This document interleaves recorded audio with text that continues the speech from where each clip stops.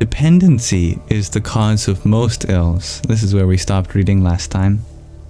From dependency arise expectations and demands, and these in turn give rise to anger.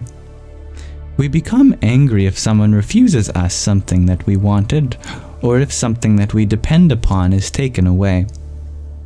If we do not purge ourselves of these impure stirrings of emotion that originate in the lower chakras, we can again lose everything that we have gained through the spiritual striving and the grace of the Guru, as the following parable shows.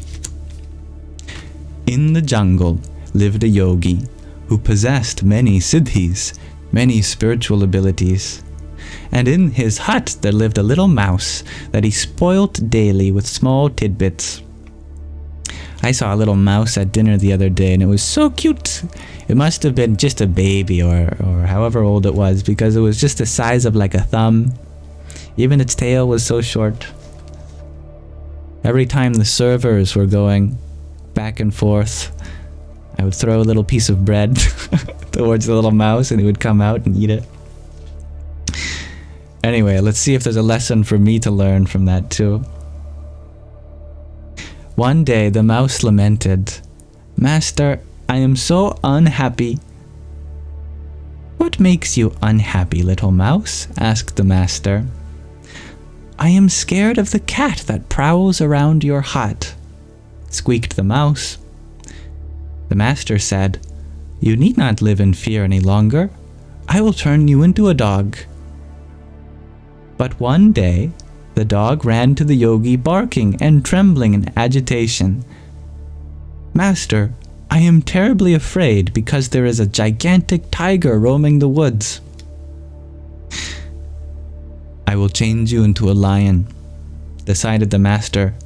"Then you need not fear of the tiger anymore." So, through the grace of the master, a small mouse became a mighty lion. One day the yogi kicked a stone and sustained a small wound. Without thinking of it again, he lay down in the evening and went to sleep. Attracted by the smell of the blood, the lion approached and licked the open wound of the yogi. The yogi went to pull the foot closer, but the lion held it firmly with his paw. Growling, and a dangerous gleam shone in his eyes. He forgot everything the master had taught him and had done for him, and his greatness and power had been given by the master. But the predatory instinct gained the upper hand. The master recognized this, and with a movement of his hand changed the lion back into the little mouse he had once been before.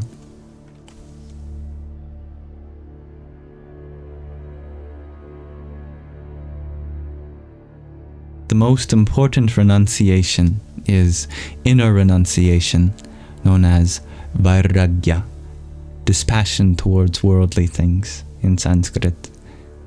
Ahead of everything else, renounce your negative qualities and harmful habits, and remove the stumbling blocks of ego, greed, quarrelsomeness, and hostility that lie on your inner journey. The greatest inner obstacles that block us and do not allow us to make any progress stem from the unconscious, and therefore preclude a rational approach.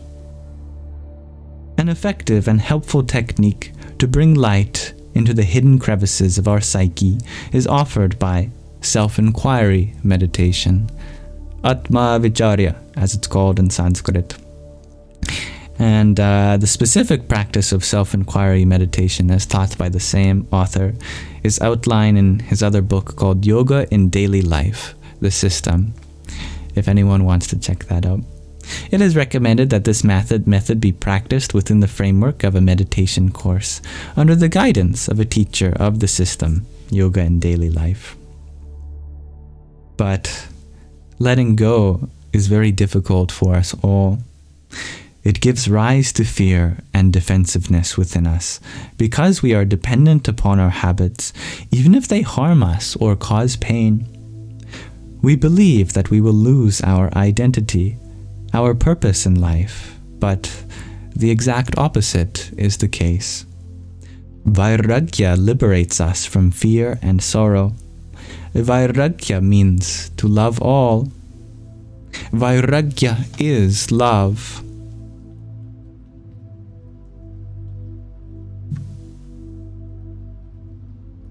We find a lotus in the 12 petals in the Anahata chakra. The petals represent the 5 pranas, the 5 vital breaths, and the 5 upapranas, or expressed in another way, the 5 jnana indriyas and the 5 karma indriyas. These are the 5 organs of perception and the 5 organs of locomotion. Together with the manas and buddhi, the mind and the intellect. In this context, manas denotes the disposition and the buddhi the intellectual capacity. The 12 petals also depict the 12 most important qualities that we are able to develop in the heart center, namely joy, peace, love, harmony, bliss, clarity, purity, compassion, understanding, forgiveness, patience, and kindness.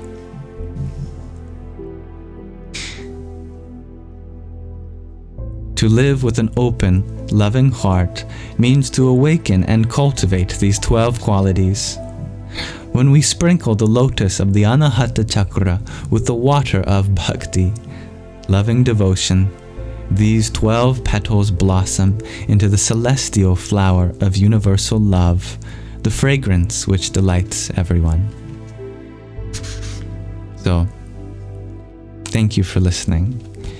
And with that, we'll pause our reading of the hidden power in humans there for now. So thank you for listening.